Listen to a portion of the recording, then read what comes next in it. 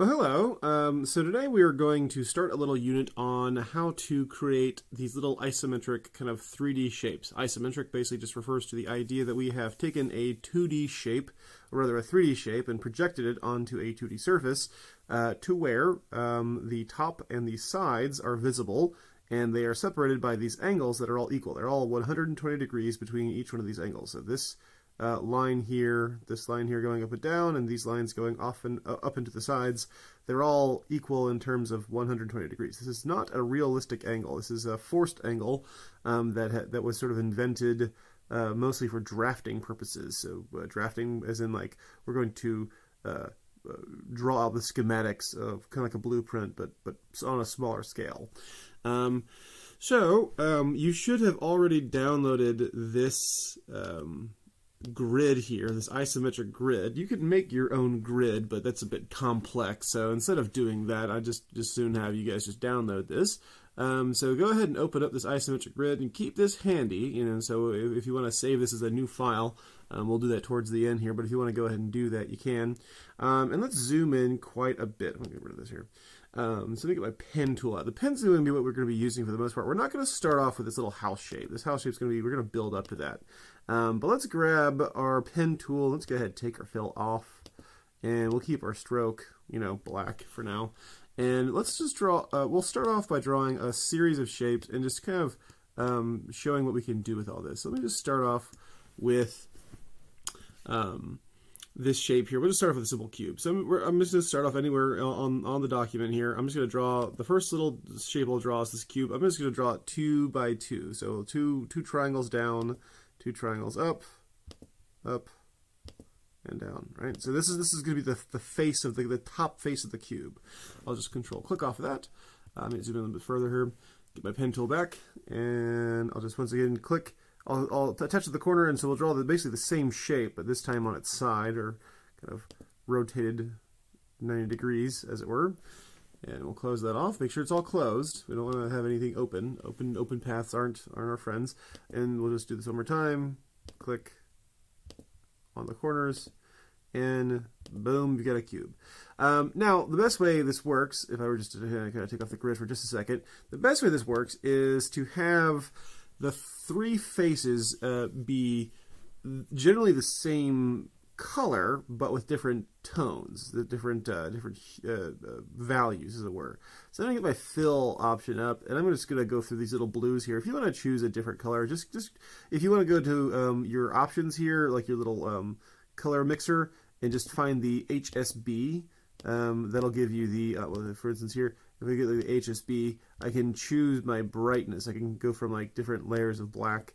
This is much like the hue, saturation, and lightness that we had in Photoshop, the HSB here, hue, saturation, brightness. I'm not sure why they changed it to brightness in this one, but I'll just choose the swatches here. So I'm going to start off, I'll just have this be the most shadowed side. So this will be the darkest side. And then I'll grab my, I'll just select the next one. I'll change this one to just a 1 touch brighter, and then I'll change this one to another touch brighter here, like so. And so now we have this cube that's sort of shadowed on one side, and we can kind of extend that outwards and stuff.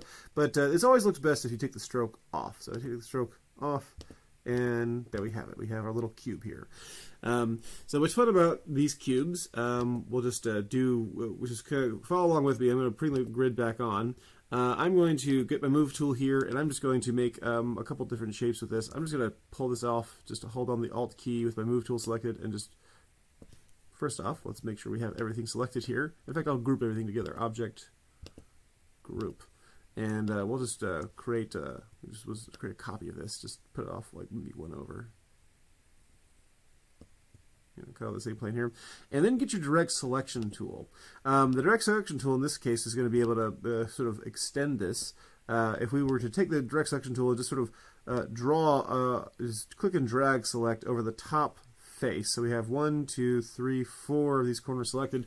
But you notice as I'm getting close here, I don't just have the top face selected, I also have the tops of the sides selected as well. So I can just drag this upwards, and I can just kind of move this to, up a little bit here. So I can pull this up a little bit. Like maybe, so now it's like 3 times as tall. We could also do the same thing if I were to, like, for instance, zoom out and drag another copy. Here, I'll get my move tool here. I'll just click and drag with Alt held down, and we'll pull this down right here, and I'll get my direct selection tool, and I'll select this side here. So we've got all three of these selected, and I'll just Alt, but I'll get my just click on one of those and drag them. It's helpful to have like the one that's furthest off, or in the direction that you're going. Here, in this case, it's going to be this one. And so there's that. And we can also combine the shapes together. If I were to, for instance, get this cube, and once again get my move tool here, just Alt click and drag it over here. Maybe separate it right about there. What I can do here is I can, this is going to take some finagling here, because we can't really select all three of these in one go, but I hit my direct selection tool, I'll select this node, hold down shift and select these two nodes here. So I've got this corner and this corner selected, and then I'll hold down shift and select this one as well, and then I'll just click on this anchor here, and I'll just drag this up to meet up with the shape right there. And in this case, I'm going to have to Control Shift and then hit the square bracket on the right.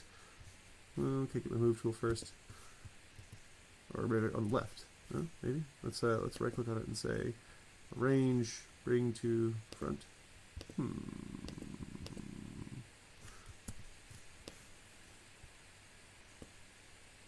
Weird.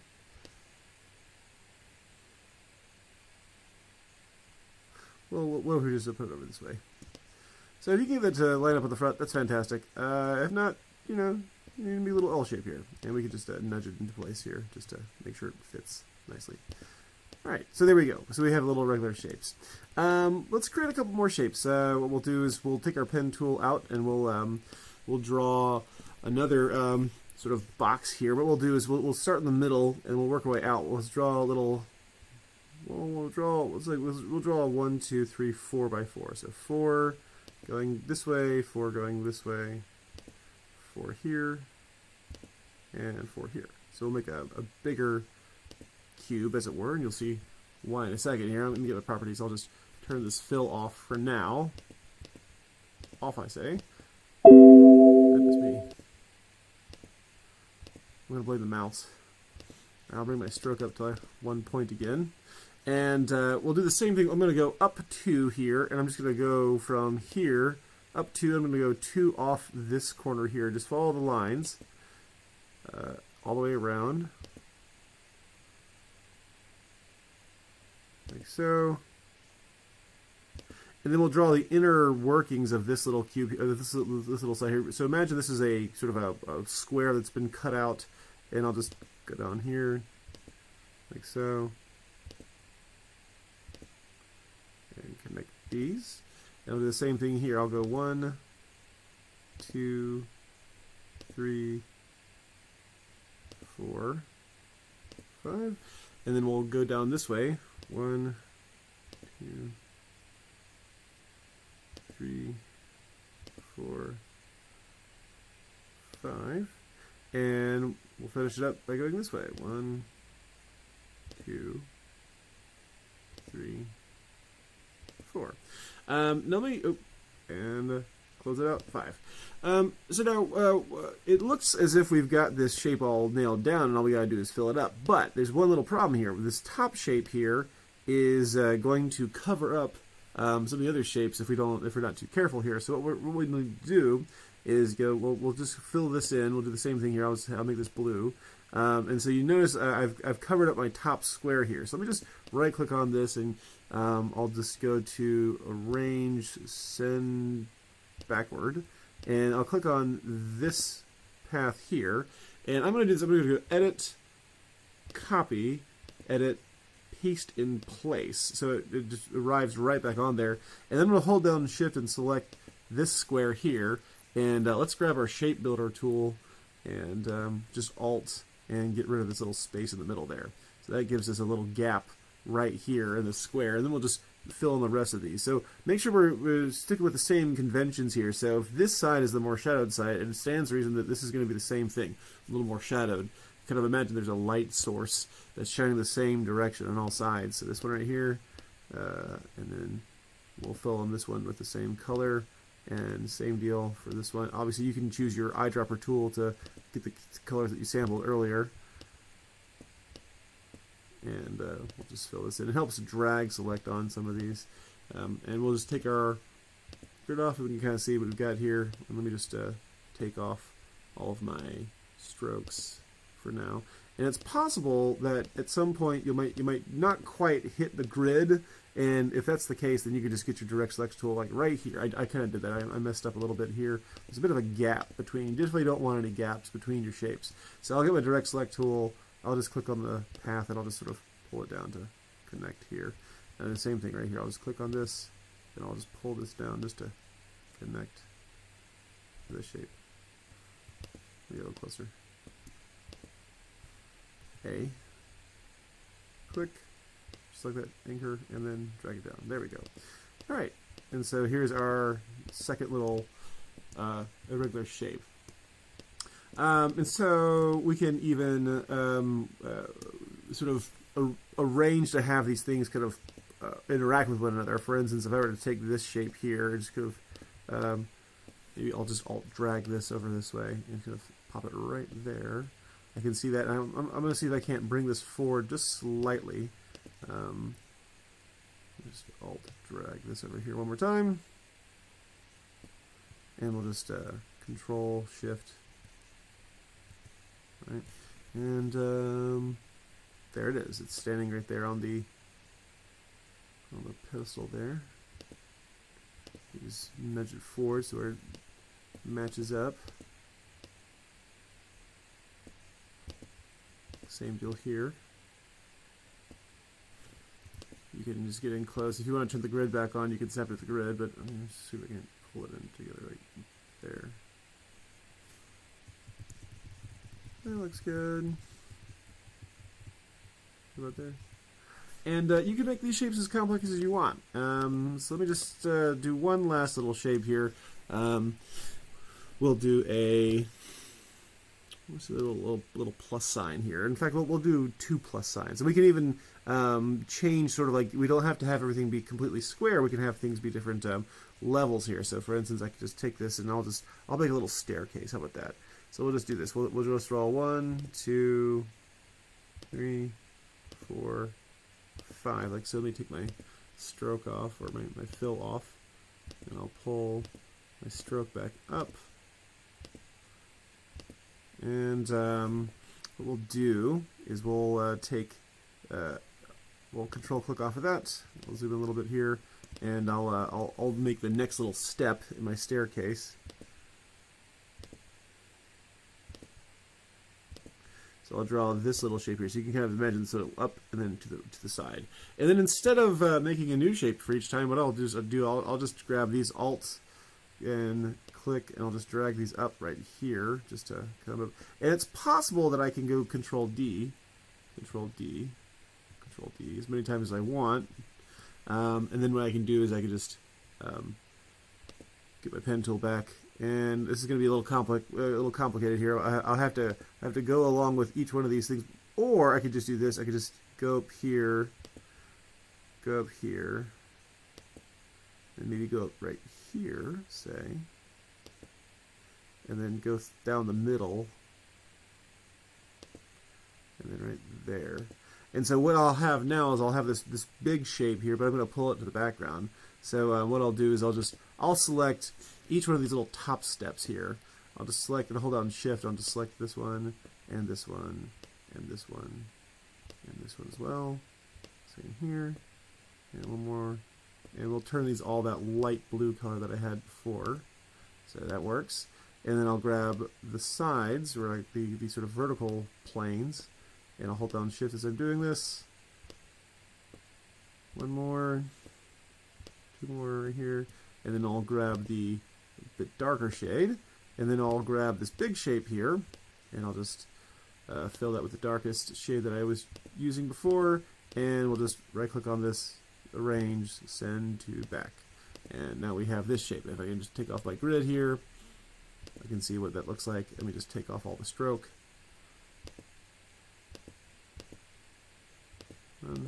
And so now we have this little. So you can kind of see how this is going to look. In fact, I could even go one step further, and I can maybe take this whole thing, and I could even let me just zoom out some. I could take this whole thing, and I could just group it together, Control G, group it together, and then right-click on it, and I can transform, reflect, and then make a copy of it, and sort of put this right here. It doesn't quite fit in with the conventions of our light source at this point, but we could easily choose to, we could easily just go back here and we can change this color scheme. Oops. Let's double click on that so we can get in to isolation mode. We can just once again go back here and just put that the right color and put these the right color. Shift and select all these guys right here and make those a bit darker. So that way it fits in with our little color scheme that we've had before. And I can even just add another shape up here just to pull them all together. Maybe I'll give it a grid back here. I'll just connect these 1, 2, 3, 4, 5, and then get my eyedropper tool and just select that. And so that now they're all together. Now they seem like they're one solid shape. So as you can see right there. Okay, so do some experiments. See if you can't draw a couple of other forms here. So we've got a couple, simple cubes and rectangular prisms, and we've got a little one that has a little opening in it. We've got this little staircase here. So see if you can't stick just to the 3 colors. See if you can't stick to the same 3 colors for each one, and see if you can't kind of fit some things in and build some things up and stuff. If you want to try, for instance, little challenge here, how would you maybe put this inside this little torus shape here? If I were to maybe take this shape here, could I cut this in half and have half of it be behind this post here, or could I just build it up with the different shapes? Could I just duplicate this a couple times and that's it. So see if you can build a couple more shapes. So we'll fill this up with some more shapes, and I cannot wait to see you guys produce, and just have fun with it. All right, very cool.